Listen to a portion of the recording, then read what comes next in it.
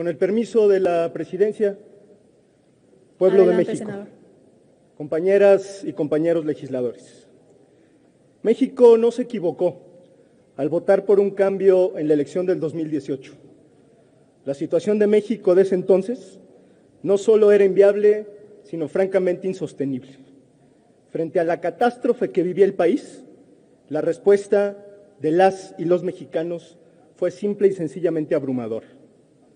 Más del 80% de los electores, más de 45 millones de ciudadanos votaron por una opción distinta a la del gobierno en turno. Votaron por un cambio y mandaron un mensaje que debería quedar inscrito en la memoria colectiva de este país, particularmente de quienes detentan el poder. La hegemonía de cualquier índole, las que intentan suprimir la pluralidad, las que son incapaces de dialogar en la diferencia, las que socavan la deliberación pública y la razón, tarde o temprano fracasan, porque por definición, una vez cómodamente instauradas en el poder, son inevitablemente conservadoras y por lo tanto incapaces de desprenderse del pasado que dicen rechazar. Por eso, desde el día que se instaló esta legislatura y entró en funciones el actual gobierno, Movimiento Ciudadano se comprometió a respaldar todos aquellos esfuerzos orientados a revertir los años y los daños de los últimos sexenios para transformar al Estado mexicano y la vida pública del país. Allí estuvieron nuestros votos para enderezar las reformas constitucionales que dieron origen a la Guardia Nacional, la reforma educativa, la revocación de mandato y para elevar a rango constitucional los programas sociales. Lo hicimos porque las y los mexicanos no se equivocaron al votar por un cambio. Sin embargo, la falta de resultados ha comenzado a revelar los límites de un gobierno profundamente voluntarista que se asemeja cada día más a un mal remedio del pasado y a la vieja política. Hoy, lamentablemente está claro que la deuda con las y los mexicanos que votaron por un cambio sigue más vigente que nunca. El problema es que la inspiración de este gobierno no ha sido la historia que nos enorgullece y nos da identidad. Su inspiración ha sido la nostalgia por las prácticas del pasado. Aunque lo intenten, nunca ha sido buena idea caminar de espaldas al futuro. Tan arcaicos son aquellos gobiernos que llevaron al país a incontables crisis económicas como el gobierno que hoy no puede conducir la economía nacional por sus confusiones ideológicas. Tan obsoletos son los gobiernos que impulsaron una estrategia de seguridad fallida que ha lastimado irreparablemente a México durante más de una década, como un gobierno que hoy decide darle continuidad y profundizar la militarización del país. Tan decrépitos son los gobiernos que depredaron los recursos naturales como el gobierno que hoy es el enemigo número uno de las energías limpias y supedita la vida del país a los combustibles fósiles. Tan rancio es aquel presidencialismo centralista sin contrapesos como un gobierno que hoy está obcecado con debilitar el federalismo y mantener un pacto fiscal injusto e ineficiente. Tan caduca es la época de la compra de votos, del partido hegemónico y del fraude electoral como la de un gobierno que hoy expande el clientelismo y las dádivas porque no quiere eliminar la pobreza, sino aprovecharse de ella. Porque tan funesta es la época de la persecución política de las instituciones al servicio del monarca sexenal en turno, como un gobierno que hoy hace un uso faccioso de las instituciones para proteger a sus allegados y perseguir a sus adversarios. En otras palabras, compañeras y compañeros, el gran problema del México de hoy, del México de nuestros días, es que el proyecto de transformación que dijo que iba a ser historia, hoy la está repitiendo. Cuando Movimiento Ciudadano sostiene que México no se equivocó al votar por un cambio, lo decimos con plena conciencia de que las equivocaciones, las omisiones y los errores provienen de quienes han abrazado con fervor la vieja política y las recetas del pasado. Y no se trata de entablar una guerra de datos, sino de la cruda realidad en la que hoy viven millones de familias. El estancamiento de la economía no es reciente, acumula ya 18 meses en declive con daños catastróficos para los ingresos, el empleo y el bienestar de las personas. La falta de apoyos del gobierno durante los últimos meses ha provocado que más de 14 millones de personas se queden sin fuentes de trabajo y que más de 500,000 empresas estén en riesgo. La tasa de homicidios es la más alta de los últimos años y al día de hoy han sido asesinados más de 60,000 personas en lo que va de este gobierno. Por eso lo decimos categóricamente, frente a esta realidad, exigirle cuentas al gobierno no es un acto de traición, como lo sugiere la propaganda del régimen, sino todo lo contrario, es un acto de lealtad, lealtad hacia quienes genuinamente votaron por un cambio. Como lo dijo el presidente de la República en este mismo recinto legislativo cuando asumió el cargo, su gobierno y él no tienen el derecho de fallar. Por eso no aceptamos bajo ninguna circunstancia que la única respuesta a las evidentes fallas de esta administración sea siempre la misma: repetir el mantra presidencial.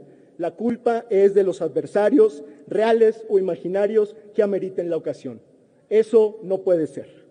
México no puede, compañeras y compañeros, volver a ser el país de un solo hombre, pero tampoco puede convertirse en el país de una sola respuesta. En Movimiento Ciudadano estamos conscientes que México y el mundo atraviesan por una crisis sumamente grave, la más grave del último siglo. Una crisis que en nuestro país puso en evidencia el abandono y la fragilidad de las instituciones económicas y de salud. Una crisis que a nivel global mostró que hay, cuando menos, dos grandes visiones de cómo enfrentar un problema de esta magnitud.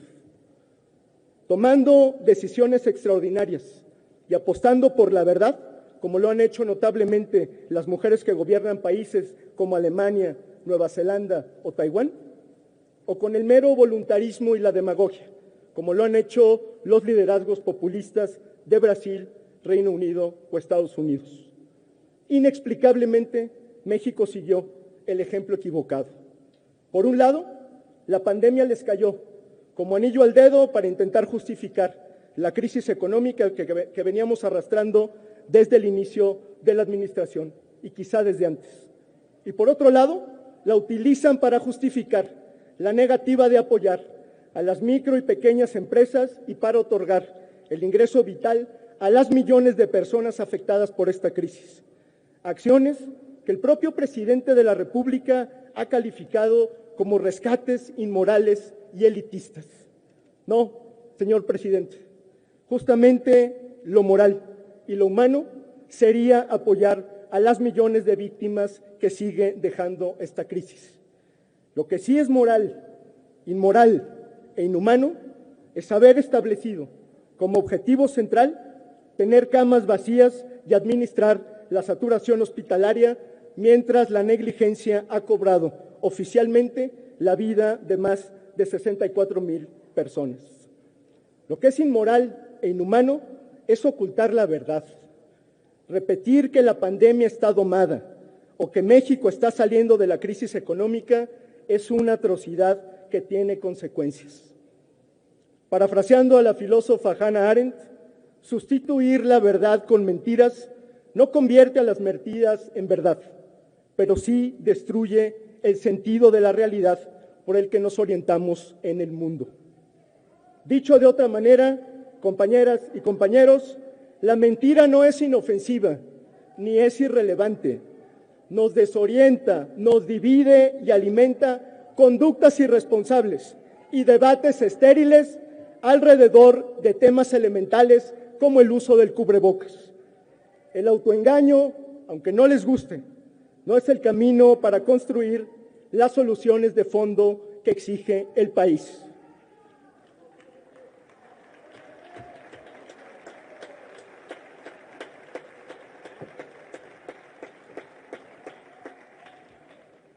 Permítanme concluir con lo siguiente, compañeras y compañeros legisladores. En el año 2018, a pesar de nuestras legítimas y sanas diferencias políticas, millones de mexicanas y mexicanos compartimos un punto de encuentro, el diagnóstico sobre el estado de gravedad en el que se encontraba el país. Y lo decimos sin mezquindad. Nadie recogió mejor ese sentimiento de agravio histórico que el hoy presidente senador, de México. Un momento, permítame. Compañeras, legisladores y legisladores, les pido respeto a cada uno de los grupos parlamentarios que están haciendo uso de la palabra. Por favor, respeto y civilidad. Adelante, senador. Muchas gracias, presidenta. Nadie recogió mejor ese sentimiento de agravio histórico que el hoy presidente de México. Pero nadie en su sano juicio podría pensar que el México de entonces es el mismo que el México de hoy, como si la pandemia no hubiera alterado drásticamente nuestra realidad y no hubiera agravado los problemas que ya veníamos arrastrando.